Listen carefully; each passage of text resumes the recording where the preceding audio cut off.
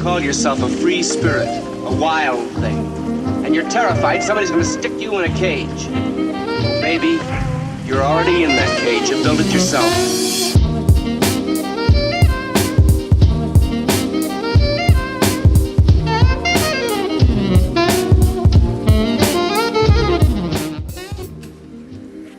Halo everyone, gue Bintang dan oke, di video kali ini gue bakal ngerakit PC yang gue sejujurnya senang banget bisa rakit PC sekarang karena awalnya rakitan PC ini tuh gue jadwalin atau gue targetkan itu di awal tahun 2021 kemarin, Januari gitu.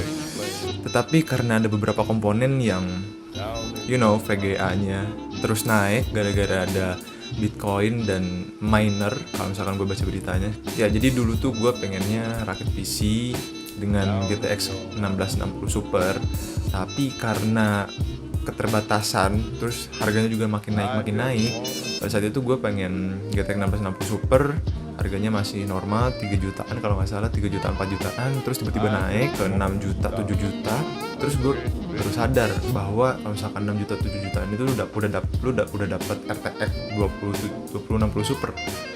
Terus akhirnya gue pindah ke RTX 2060 Super, tapi ternyata harganya naik juga sama ke harga berapa ya? Kisaran 9 sampai 11 jutaan range harganya pada saat itu. Di harga segitu juga ada RTX 3060 biasa yang versi LHR. Kenapa gue pakai milih RTX 3060 pada akhirnya? Karena ya itu awalnya gue pengen RTX 2060 Super, tapi gue pernah dengar bahwa RTX 3000 series itu lagi turun katanya di harga 14 sampai 11 jutaan. Jadi ya gue akhirnya memutuskan untuk memilih RTX 3060 itu. Gue bersyukur, terima kasih juga karena dekat orang tua juga nambah supaya PC rakitan ini tuh bisa jadi gitu, bisa kesampaian. So mungkin itu story dibalik kenapa gue ngerakit PC ini gitu. So kita langsung aja mulai bagian apa aja sih komponen-komponen yang gue racik di rakitan kali ini. So let's go. So untuk racikan kali ini gue menggunakan prosesor dari Intel i3 10100F. Terus untuk membunya gue menggunakan Gigabyte H410MH. Terus untuk RAM gue menggunakan dari Kingston Fury Beast 2x8GB atau 16GB dual channel dengan kecepatan 2666 MHz. Terus untuk penyimpanan gue menggunakan XPG XX 6000 Lite yang 512GB. Nah itu mungkin udah cukup ya untuk install Windows terus menyimpan data gitu kan sedikit-sedikit. Selanjutnya untuk power supply gue menggunakan Cooler Master MWE 650W V2 dan ini udah sertifikasi 80 plus bronze, jadi dia bakal cukup dan bakal kuat untuk ngangkat VGA gue yaitu RTX 3060 dual 12GB dari Palit. Dan kalau gue cari-cari di internet ya untuk Cooler Master 650W ini udah cukup ngangkat sampai RTX 3080.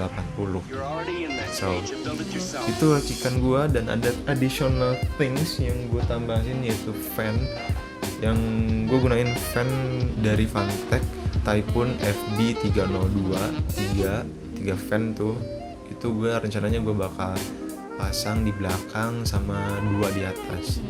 Terus sisanya gue pakai Deepcool X-Fan 120 dan ada splitter juga buat si Deepcool itu. Dan untuk casingnya gue menggunakan dari Dark Flash DLM21 Black Mesh. So itu racikan gue. Sekarang kita langsung aja kita rakit PC-nya dan gue udah gak sabar banget, langsung aja lah, let's go. Down in your heart.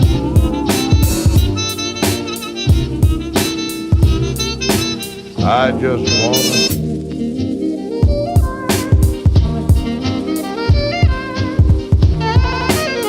just wanna start a great big place.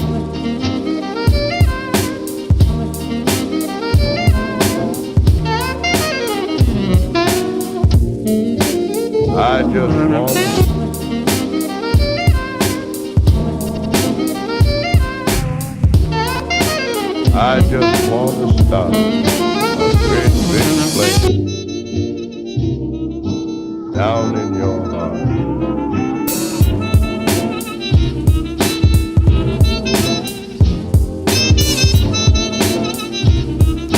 Ini baru kebalik. Enggak deh. Kok nggak bisa masuk? I just wanna Oke, bisa. Dan nice.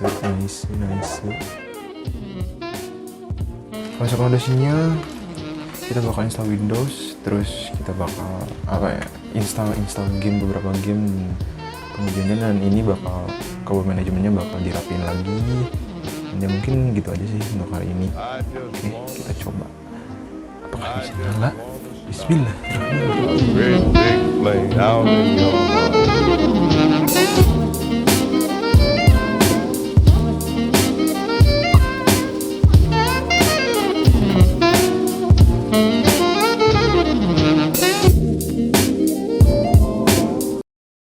Oke guys, jadi gue tadi ada masalah sedikit pas saat install Windows. Kenapa?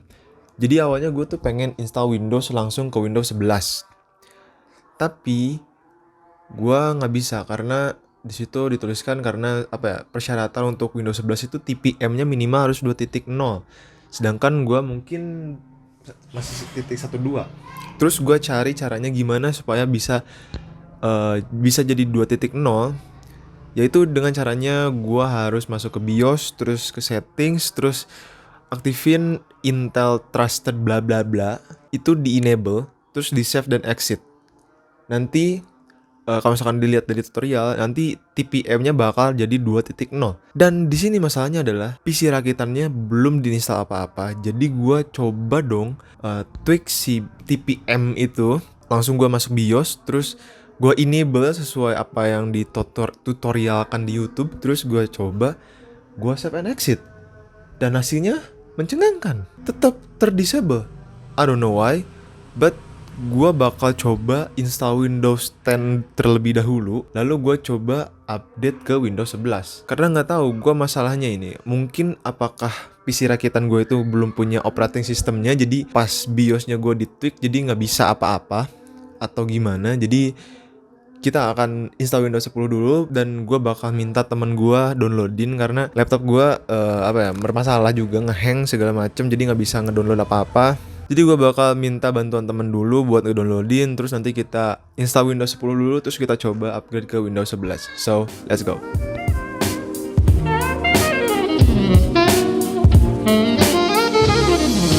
You're afraid to stick out your chin and say, okay, life's a fact. People do fall in love. People do belong to each other. Because that's the only chance anybody's got for real happiness.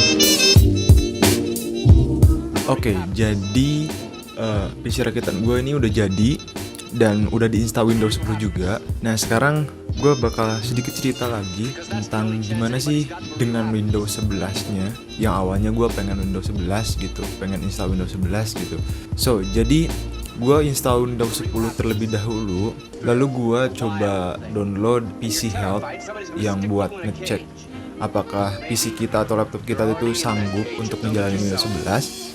Nah, setelah gue cek, ternyata memang betul.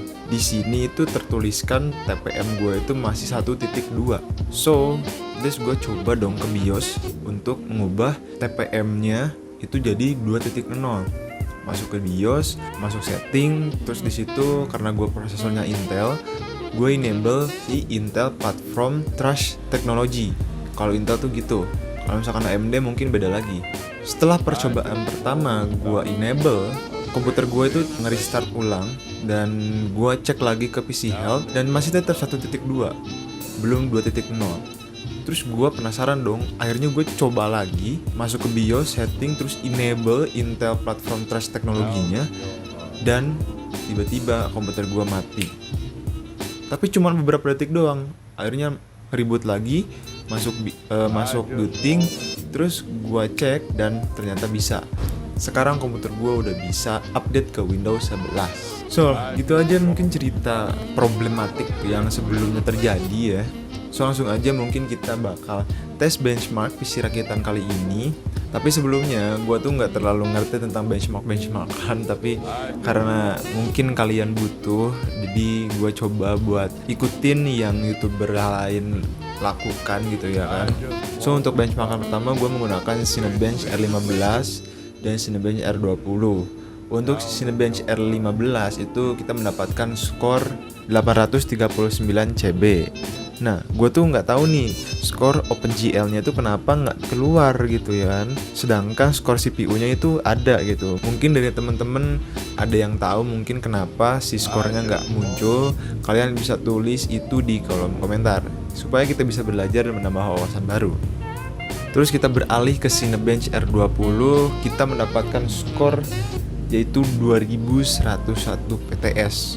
So karena gue punya tujuan PC rakitan ini bakal digunain ke 3D animasi atau 3D software lah ya. Dan apakah PC ini kuat? So kita akan uji coba kali ini. So di sini gue menggunakan aplikasi dari Blender dan gue bakal render beberapa file 3D. So yang pertama gue ngerender file Blenderman memakai mode kuda dan ini memakan waktu 2 menit 47 detik doang. Cukup cepet ya. Terus gue coba pindah ke mode optics memakan 56 detik doang. Ya gue coba render classroom menggunakan kuda memakan cukup 1 menit 3 detik. Terus menggunakan optik gue memakan 34 detik. Terus ada The Junk Shop menggunakan kuda memakan 38 detik. Terus kalau misalkan menggunakan optik memakan 27 detik. Nah, terus gue coba untuk render animasi yang judulnya Hi My Name Is Amy. Terus gue coba ubah formatnya ke MP4 atau video langsung menggunakan optik doang. Gue cobanya itu memakan waktu 14 menit 1 detik. So di sini gue coba menggunakan Blender Benchmark Launcher dan hasilnya itu cukup menarik ya. Di sini gue lagi-lagi menggunakan mode optik lagi. Untuk BMW 27 itu render cukup 27 detik, terus Classroom itu 1 menit 33 detik, terus Fishicat itu ada 59 detik, Coro itu 2 menit 5 detik, terus ada Pavilion Barcelona 2 menit 5 detik, dan terakhir Victor ngerender 3 menit 18 detik. Terus selanjutnya gue bakal tes di beberapa game. Oke, game yang pertama itu ada Valorant. Gue di sini disetting di resolusi WXGA atau 1336x768. Kalau misalkan kalian nggak tahu WXGA itu apa, WXGA itu resolusi di atasnya HD tapi di bawahnya Full HD. Ya, gue nggak punya monitor Full HD dan ya karena gue menggunakan monitor dari LG 16EN33 yang itu sebenarnya udah agak jadul gitu kan. Tapi it's okay. Di settingan low kita main di mode Spike Rush, itu kita dapat FPS kisaran 200 FPS-an, tembus 200 FPS sebenarnya.